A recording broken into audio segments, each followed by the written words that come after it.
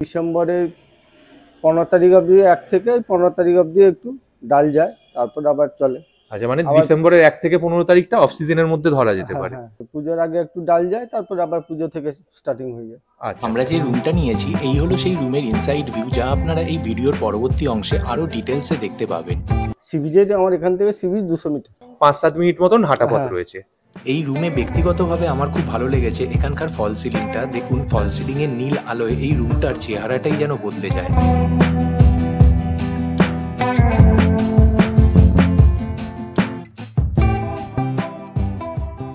Hello, আমি Sourav, the unknown direction চ্যানেলে আপনাদের প্রত্যেককে স্বাগত জানিয়ে শুরু করছি আজকের ভিডিও। বর্তমানে আমরা দীঘাতে রয়েছি, আর আপনাদেরকে বলেছিলাম যে হোটেলে আমরা রয়েছি সেই হোটেলের একটা কমপ্লিট ভিডিও থাকবে। ব্লগিং এর ভিডিওতে না রেখে আমি আলাদা করে একটা সেপারেট ভিডিও রাখছি। তো এই ভিডিওটা সেটাই হতে চলেছে।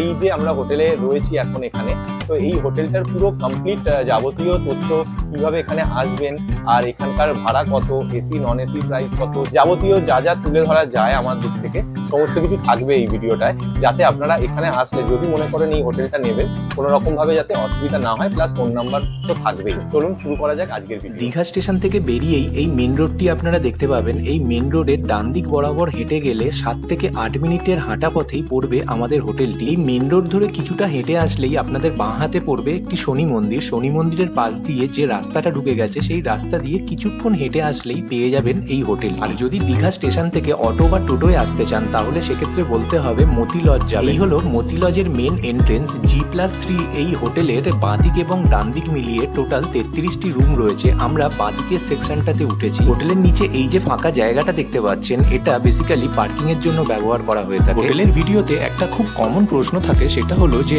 আনম্যারিড কাপল অ্যালাউ আছে কিনা। এই হোটেলে আনম্যারিড কাপল অ্যালাউ রয়েছে, কিন্তু সেক্ষেত্রে দুজনের বয়সই 18 ঊর্ধ্ব হতে হবে এবং সঙ্গে উপযুক্ত আইডি প্রুফ ক্যারি করতে হবে। হোটেলের নিচেই রয়েছে মতি লজের নিজস্ব রেস্টুরেন্ট ফুড প্লাজা, যেখান থেকে আপনারা রুম সার্ভিস পেয়ে যাবেন। চলুন এবার ওপরে যাওয়া যাক। যেহেতু আমাদের রুমটা একদম টপ ফ্লোরে আর এখানে লিফটের ব্যবস্থা নেই, তাই পুরো রাস্তাটাই অতিক্রম করতে হবে সিঁড়ির মাধ্যমে।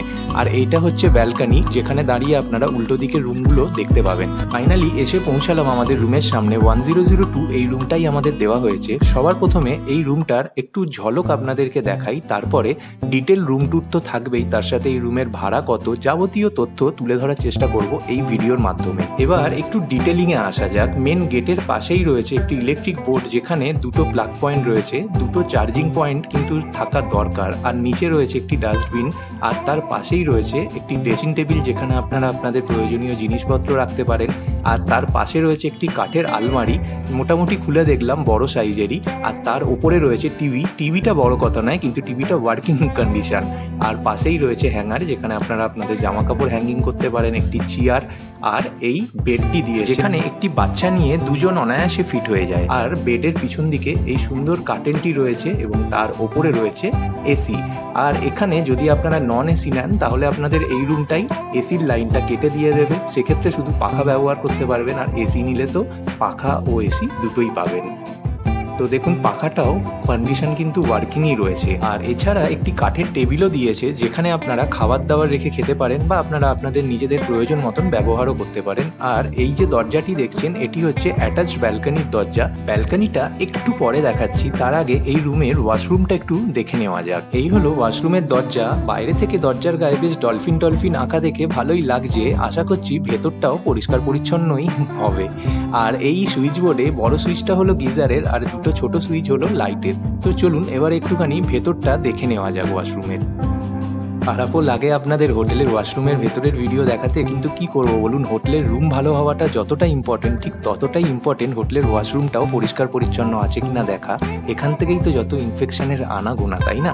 তো যাই হোক, ভেতরে ঢুকেই প্রথমে চোখে পড়লো এই বেসিনটি। বেসিনের ওপরেই রয়েছে একটি আয়না, জলের ঝাপটায় অনেকটাই ঝাপসা হয়ে গেছে এই আয়নাটি। ঠিক তার ওপরেই রয়েছে একটি তাক, যেখানে আপনারা ওয়াশরুমে ব্যবহৃত জিনিসপত্র রাখতে পারবেন। তার পাশেই রয়েছে জামা কাপড় রাখার জায়গা, আর তার ঠিক পাশেই রয়েছে শাওয়ার।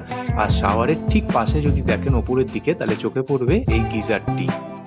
পাথর বসানো দেওয়াল, বাথরুমের সাইজ হিউজ বড় না হলেও আরামসে কাজ চলে যায়, পরিষ্কার পরিচ্ছন্ন। কোমোড রয়েছে, তার পাশেই রয়েছে দুটো কল, সাবান রাখার জায়গা আর বালতি মগ। চলুন এবার একটু ব্যালকনির দিকে যাওয়া যাক। এই হলো অ্যাটাচ ব্যালকনির দরজা। ঘরের সাথে লাগোয়া একটি ছোট্ট ব্যালকনি রয়েছে, যেখান থেকে রাস্তার খুব সুন্দর একটা ভিউ পাওয়া যায়।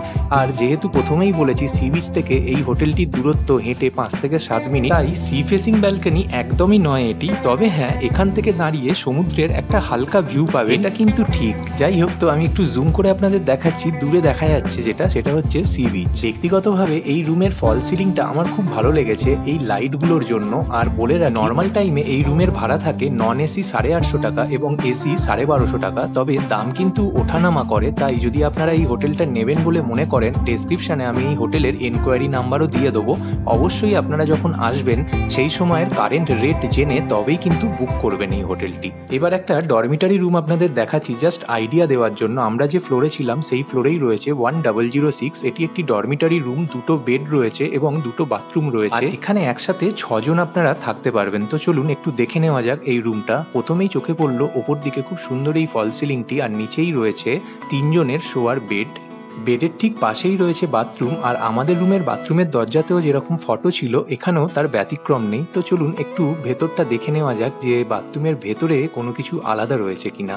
তো প্রথমেই ঢুকে চোখে পড়লো বেসিন। বেসিনের ওপরে রয়েছে আয়না, আয়নার ঠিক ওপরে রয়েছে জামা কাপড় রাখার জায়গা, তার পাশে শাওয়ার, নিচে কল, সাবান রাখার জায়গা, কোমোড।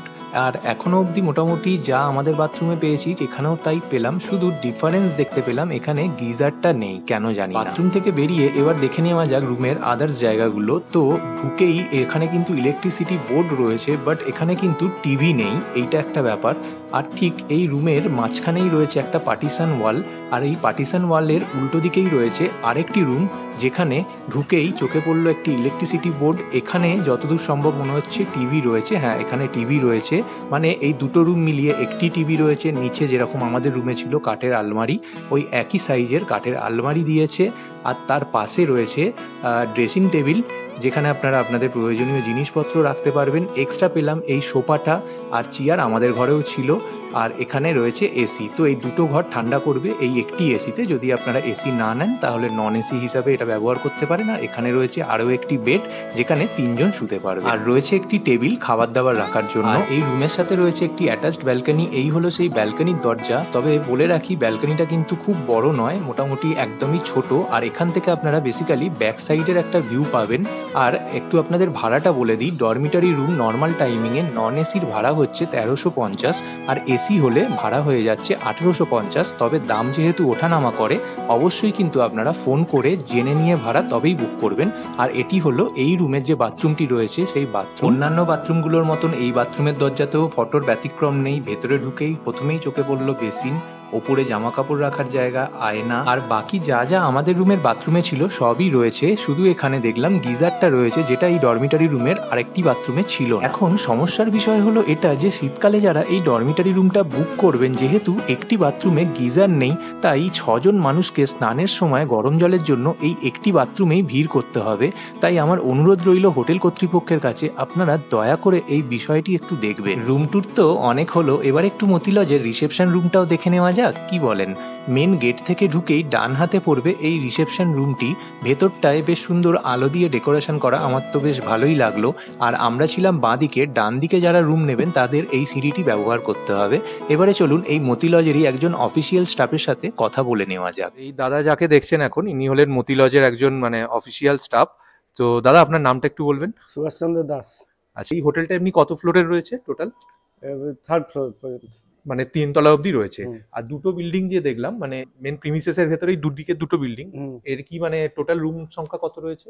আচ্ছা, আমার 33টা রুম আছে। 33টা রুম, এটা দুটো মিলিয়ে বলছেন? দুটো একটা মিলিয়ে। সাইডে মোটামুটি কিরকম? 18টা একটা আছে, এটা 15টা আছে। একটা সাইডে 18টা রয়েছে, একটা সাইডে 15টা রয়েছে। 15টা আছে। 3 তলা। লিফটের তো কোনো না, ব্যবস্থা নেই লিফটের বোধহয়? আমাদের ব্যবস্থা নেই। আচ্ছা, এসি আর নন এসি কতগুলো করে রয়েছে? এসি আছে আমাদের পাশে প্রায় 16খানা, আর এই পাশে আছে প্রায় 8-9খানা। আচ্ছা, 16 আর 9 দুদিক মিলিয়ে, আর বাকি নন এসি। আচ্ছা, আর এমনি আপনাদের এখানে দীঘাতে একটা অফ সিজন বা সিজনের ব্যাপার চলে। হ্যাঁ, তো সিজন একটু আপনি বলতে পারবেন মানে কোন সময়টাকে দীঘার হিসাবে অফ সিজন বলছে আর কোন সময়টাকে সিজন? তারপর দামও তো ওঠানামা করে একটা দাম হোটেলে। ওঠানামা তো আছে। আচ্ছা, তো সিজন মোটামুটি বলতে অফ সিজন কোন সময়টা? দীঘায় সারা বছর কম বেশি থাকে। আর আপনার ওই ডিসেম্বরের 15 তারিখ অবধি 1 থেকে 15 তারিখ অবধি একটু ডাল যায়, তারপর আবার চলে। পুজোর আগে একটু ডাল যায়, তারপর আবার পুজো থেকে স্টার্টিং হয়ে যায়। সি বিচে আমার এখান থেকে সি বিচ 200 মিটার। এখান থেকে সি বিচের ডিস্টেন্স মোটামুটি 200 মিটার রয়েছে, মানে 5-7 মিনিট মতন হাঁটা পথ হ্যাঁ। রয়েছে। এমনি আপনাদের মিনিমাম স্টার্টিং প্রাইস কি রয়েছে? 850 টাকা করে। 850। এটা কি নন এসির ক্ষেত্রে বলছেন? Non AC. আচ্ছা, আর ছোট রুমগুলো 6x7। 6x7 ছোট রুম বলতে মোটামুটি কজন? 3 জন থাকতে পারবে। আচ্ছা, আর এসির ক্ষেত্রে মিনিমাম স্টার্টিং কত? ওই যে 1250 করে। 1250। এটার ক্ষেত্রে ওই 3 জনই? হ্যাঁ, ওই 3 জন। আচ্ছা আচ্ছা, আর এমনি ডরমিটরি রুমের কি সেগুলো ব্যবস্থা আপনার রয়েছে? এই নরমালের সময় 1350। নরমালের সময় 1350, এটা নন এসি বলছেন। Non AC. আর আর AC? এসি হলে আপনার 1850। এসি হলো 1850। আর ডরমিটরির ক্ষেত্রে মোটামুটি কতজনকে অ্যালাউ করেন আপনারা? ওই যে 6 জন। আচ্ছা, আর এই হোটেলে check in time check out time কি রয়েছে? আচ্ছা, চেক ইন হচ্ছে 11টার সময় ঢুকবেন আর 9:30টার সময় বেরিয়ে। আচ্ছা, সকাল 11টায় চেক ইন টাইম আর সকাল 9:30টায় 9:30 চেক আউট টাইম রয়েছে। Check out time. আচ্ছা আচ্ছা, আর এমনি এখানে আপনাদের তো এখানে পাশে দেখলাম এই হোটেলের নিচেই রেস্টুরেন্টও রয়েছে। হ্যাঁ, আমাদের রেস্টুরেন্ট আছে, ফুড প্লাজা। আচ্ছা, তো আপনাদের কি এমনি বাইরের থেকে খাবার কি এখানে যদি কেউ বাইরের খাবার বলতে স্ন্যাক্স ফুড গুলো আনতে পারেন। আচ্ছা, রাতের ডিনার বা দুপুরের লাঞ্চ যদি মনে করে ওটা রুমে নিয়ে গিয়ে খাবার না। ব্যবস্থা নেই?